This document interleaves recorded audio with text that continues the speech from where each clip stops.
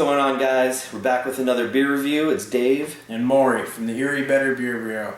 Today we got Bourbon County Bramble. This was bottled on 12/10/2011, 12.7. This is the legendary Bourbon County Imperial Stout, aged in bourbon barrels with, I believe it's blackberries and raspberries. Yep. Sure enough. And rye whiskey barrels. Absolutely.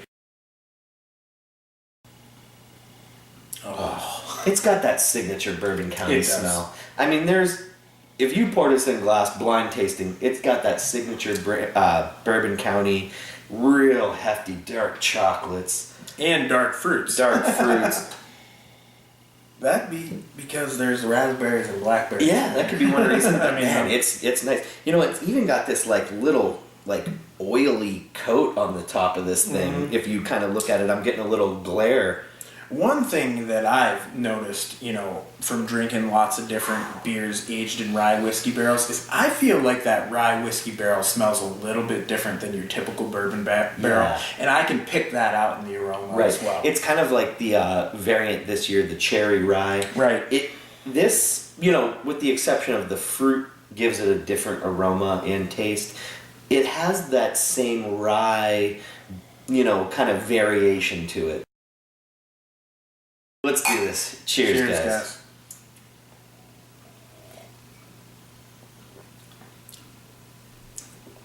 Wow.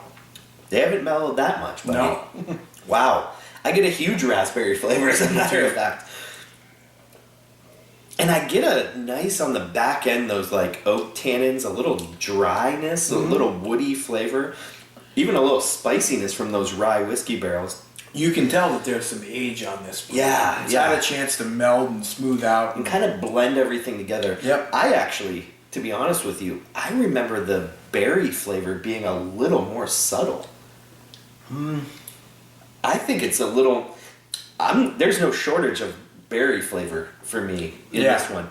I do remember it being a little bit of a thicker mouthfeel. Regular Bourbon County's got a little thicker mouthfeel than this one does. I can see that.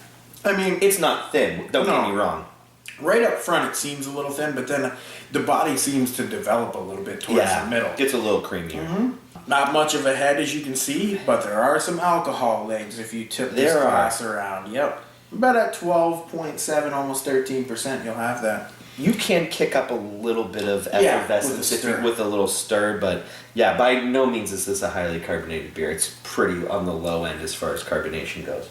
You can feel a little bit of warmth, but I don't taste alcohol in this at all. If anything, I'm getting a really nice blackberry in the flavor. At first I was getting more raspberry, but as I've taken sips and the blackberries coming out, especially on the back end there, I get a little bit of a blackberry. Alright, I'm going to give this beer a 4.5 out of 5. I was going back and forth between that and a 4.75. But